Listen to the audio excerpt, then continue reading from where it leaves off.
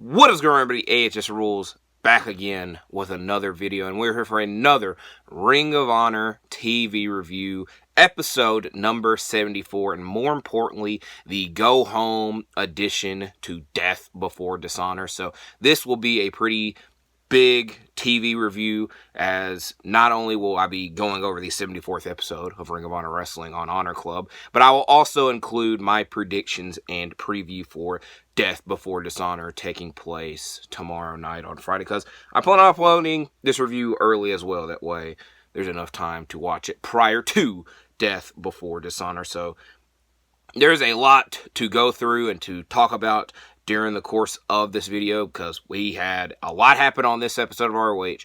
We have a lot to talk about with Death Before Dishonor, because this time last week, we literally only had 3 matches announced, where now, hours before the event, technically, we got 10 matches to talk about, and I imagine more will be announced. So if you're here strictly for the prediction preview part, I will try to remember to timestamp it, which I more than likely will. So getting through and talking about this episode of ROH, the first of many episodes taking place at the Esports Stadium in Arlington, Texas. For that purpose, I have a Rockets hat on. I don't know how close Arlington is to Houston, but I feel it is somewhat close. I also, because it is a ROH pay-per-view, you only get 3 ROH pay-per-views now. I got my traditional old school ROH shirt on, so there's that. If you noticed, you noticed. But like I said, this is ROH and AEW Collision's home for the next month or so, so let's get used to it. And of course, this is the home of Death Before Dishonor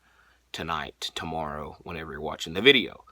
So, we open up this episode with Mark Briscoe, our current Ring of Honor World Champion, celebrating his big win in Blood and Guts, when he is interrupted by Mike Bennett telling him he needs to slow down and chill out because he's going crazy. He's competing. He's just after the Blood and Guts matchup. He is bloodied, and Mike is telling him to slow down, and Mark is saying that he can't, and he immediately is, because Matt Taven attacks him from behind with Roderick Strong quickly behind him, as well as the Undisputed Kingdom taunt Mark Briscoe after that, as at Death Before Dishonor, it is Mark Briscoe and Roderick Strong for the ROH World Championship.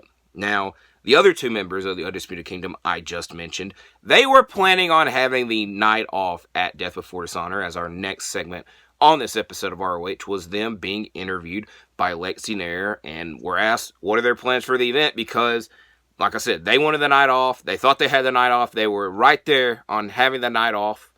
But we are introduced to a new member of the Ring of Honor Board of Directors. Now, in 2024, I had no clue that this would be happening, but the newest member of the ROH Board of Directors is no more BS, Paul White. And his first action as being a member of the Board of Directors is to announce the tag team title match for Death Before Dishonor, which will be the Undisputed Kingdom versus the team of Kyle O'Reilly and Tomohiro Ishii. And the Kingdom are not very happy about that.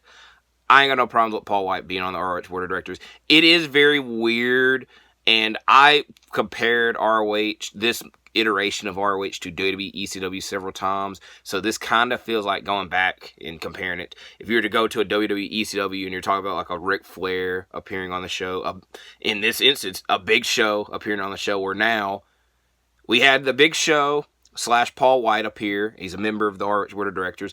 And something that happens later on with somebody you wouldn't expect in ROH in the very, very end of the show, which we'll get to, not trying to spoil it. So we're already 4 minutes in, and we haven't even talked about any matches, as our opening contest this week was Anthony Ogogo and Lee Moriarty of Shane Taylor Promotions versus Claudio, Castagnoli, and Wheeler Yuta of the Blackpool Combat Club. As of course, Yuta and Moriarty will be having a pure title match tomorrow night at Death Before Dishonor, and those 2 men are the first 2 to start this tag team matchup, as we get lots of wrist locks between the 2. Moriarty locks in a Border City stretch, then Ogogo tags in, and he challenges Claudio to tag in as well. And this matchup does not last long, as the Shane Taylor promotion partners double team on Yuta. Claudio is able to tag back in, landing a big uppercut on Moriarty on the outside, and the same goes for Ogogo. Yuta takes Moriarty out with a tope suicida, while Claudio lands the big swing and a big lariat on Ogogo for Claudio and Wheeler to pick up the victory. After this, Moriarty and Yuta are getting back and forth as the referee and Claudio are trying to stop them from doing that, and Shane Taylor, who is accompanying his faction mates, lands a big punch on Yuta as they run off, so we'll see what happens in this matchup. As I keep mentioning, a lot in this video, we still got to talk more about Death Before Dishonor, as two of the bigger matchups of Death Before Dishonor in the women's division, the women's title match and the women's TV title match, have an important segment here, as Lexi Nair interviews the challengers of Queen Aminata and Red Velvet. This was announced last week by the challenger Athena, and Lexi asks Red Velvet and Aminata questions, but does not give them enough time to answer it, so, it's showing a bit of bias, but it is somewhat understandable. But Aminata gets fed up and snatches the mic and said that Athena, because the question that Lexi, I almost combined her name to Nexi, but Lexi asked Aminata was, did you know that, Athena's hurt, why are you attacking her all the time? And like I said, Aminata didn't get a chance to answer, but now she finally did, and she said, and I quote, "The bitch got what she deserves." That prompts that person to come out, that being our women's world champion Athena, and she is very upset about that comment that was just made. The main thing that she was upset by is that they have called Starks and herself ashy and trashy, and that she calls them both. And this is just such a whole weird segment, because I had to write down what was actually said, but it calls them lot lizards. Starks then, out of nowhere, attacks. Lexi tries to attack, but she mainly does this by helping Athena get her boot off. And then, she was not successful with her attacks, but Athena was, and uses that boot that she has been walking around in for several months to attack both Aminata and Red Velvet. We got a lot between these four women, and we'll see some more at Death Before Dishonor, obviously. As our next matchup was Serpentico and Angelico versus the Gates of Agony. Serpentico and Toa start the match, but the Gates of Agony immediately attack, and the double teaming continues on Angelico. Angelico sweeps the leg to get away from the Gates of Agony and to tag in Serpentico, but this does not bode well, as he is hit with the Gates of Agony by the team Gates of Agony, and the Gates of Agony win. Next, on a quick matchup, John Cruz versus the debuting EJ Nduka. Nduka is powerful early on with several tosses and several splashes. We get two delayed suplexes, a snake eyes, and a shoulder tackle that is called the Hammer. And Nduka wins them. I keep wanting to say Njoku because of the football player David Njoku, but it's Nduku. But he wins the match with a one-armed powerbomb. As then, we get another announcement for Death Before Dishonor. And that will be that the MXC collection, they know that the time is... I was trying to remember all of what was said, and I did write it down, but the time has come. They have as well. And again, like I said, they will be debuting at Death Before Dishonor, but we don't know in what way or fashion. That is a pun intended. But I imagine it'll be a tag team match. Again, don't know who their opponents will be. Another tag team match takes place, this one being participants in the Survival of the Fittest match at DBDH. I think it's better just to say Death Before Dishonor. But Johnny TV and Shane Taylor versus Leo Rush and Atlantis Jr. Fun fact, Leo Rush, former ROH Top Prospect Tournament winner in 2016.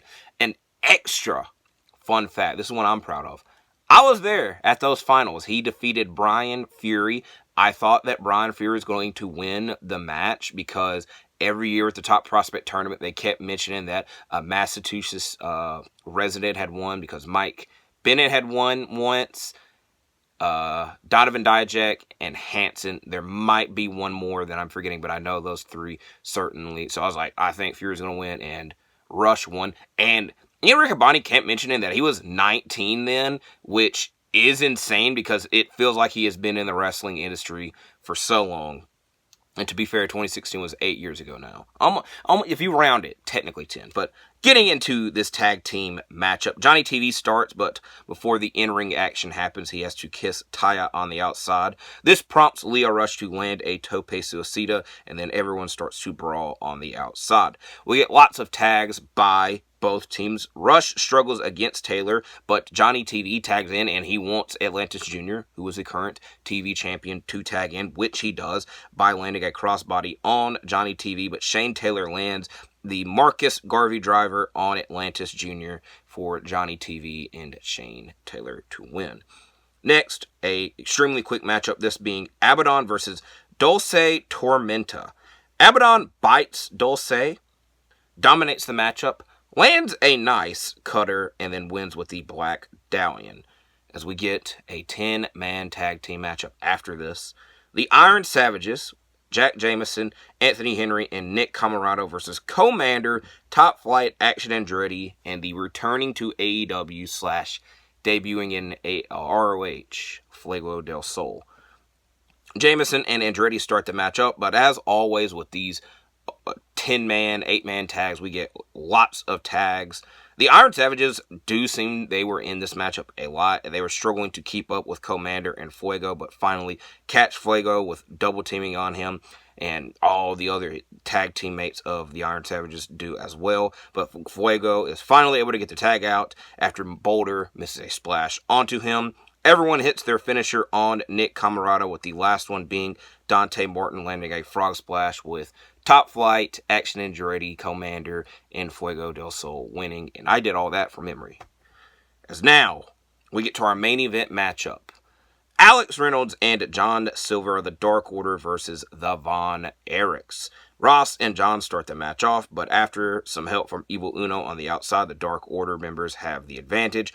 Marshall gets the hot tag, lands a nice cannonball in the corner onto Reynolds, as the Iron Claw is then applied to Evil Uno. A big Larry onto Reynolds leads to the Von Erichs winning the match, but the celebration is quickly ruined by Evil Uno.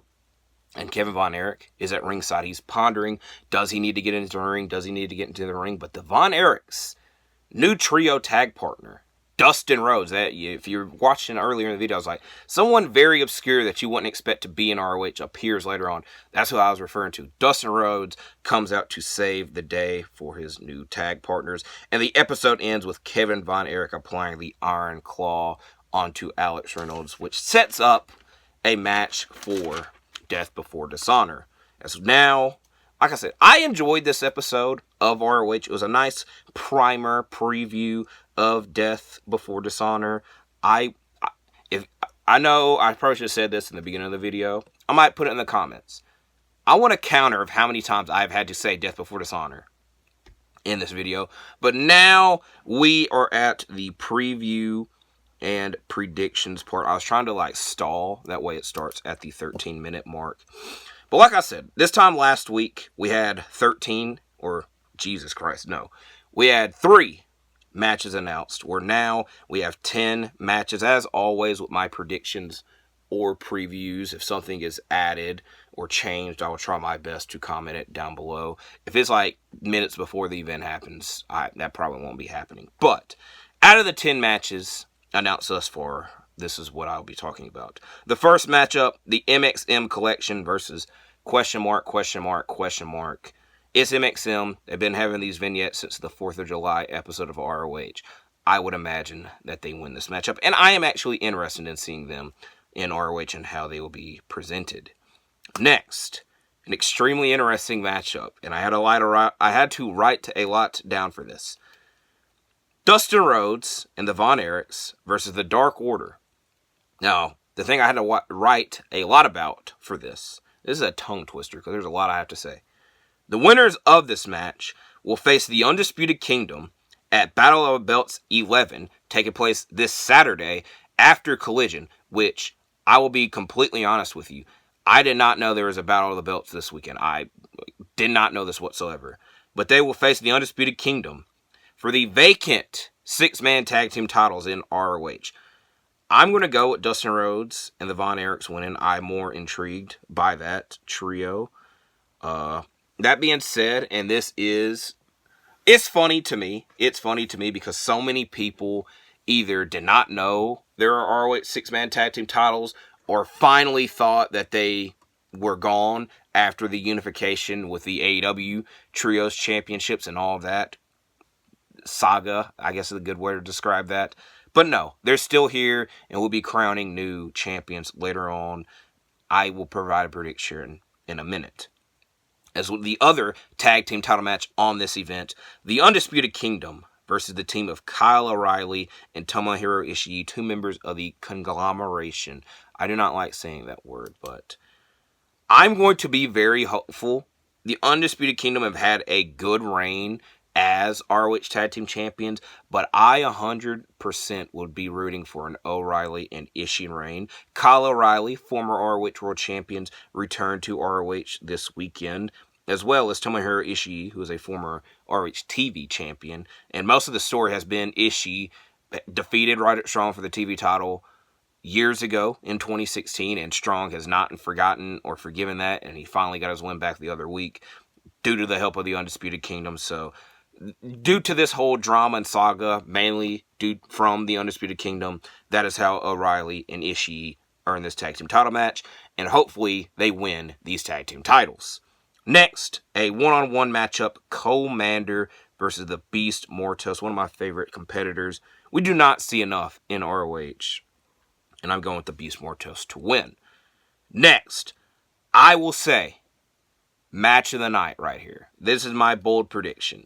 In a Texas death match, legit Layla Hirsch versus Diamante. For years, Diamante was not able to defeat Layla Hirsch. In the past couple of weeks, she was not able to defeat Layla Hirsch. And then on last week's episode of ROH, in a lights-out match, Diamante finally got that victory, but it is quickly being run back this time around in a Texas death match. I enjoyed their lights out match. I will be honest with you, I don't know many differences between a lights out match and a Texas death match, but I imagine there will be some because they wouldn't be booking the same match twice. So I think Layla Hirsch will win this matchup, and like I said, I think this is going to be the match of the night.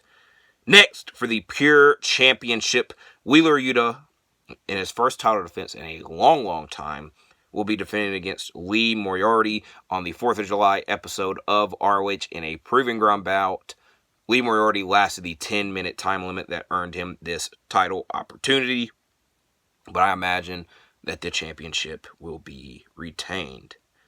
Now, in the biggest match of the night, and I mean that literally because there are 6 participants, the TV championship is on the line in a survival of the fittest match. The second time in the course of a year that the TV title is on the line in a survival of the fittest match. That is definitely a first.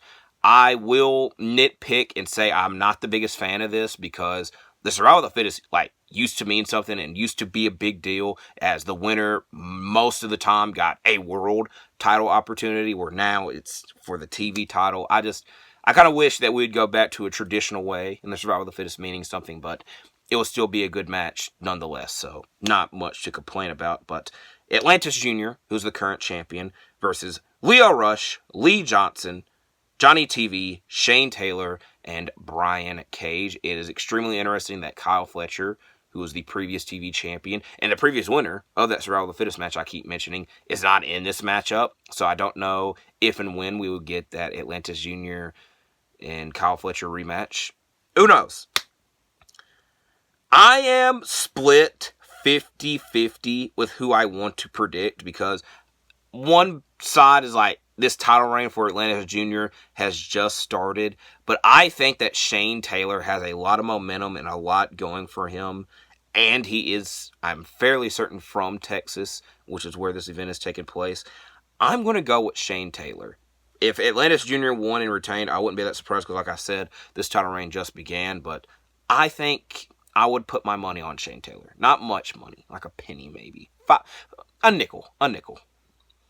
Now, the other TV championship, the Women's TV Championship. Billy Starks defending against Red Velvet. I guess I will even mention the other women's title match on here for the Women's World Championship, Athena versus Queen Aminata. I'm going with the 2 MIT members retaining. This saga has been going on for months and months, where I was going to confuse y'all extremely, but Red Velvet challenged Athena for the Women's World Championship, and Aminata and Starks were in the finals of the Women's TV title tournament, and Velvet and Aminata feel they were cheated out of those opportunities by those two women. And for months and months, they've been coming at their neck, even to the point where Athena was hurt. But this whole time, Aminata and Velvet said that she has been faking it. And it is put up or shut up time for all four women in these two women's championship bouts. But like I said, I expect Starks and Athena to retain. As now we get to our last matchup to talk about for the World Championship. Probably my second pick for match of the night. Mark Briscoe versus Roderick Strong, Mr. ROH, returning to ROH. I am a bit split with this matchup.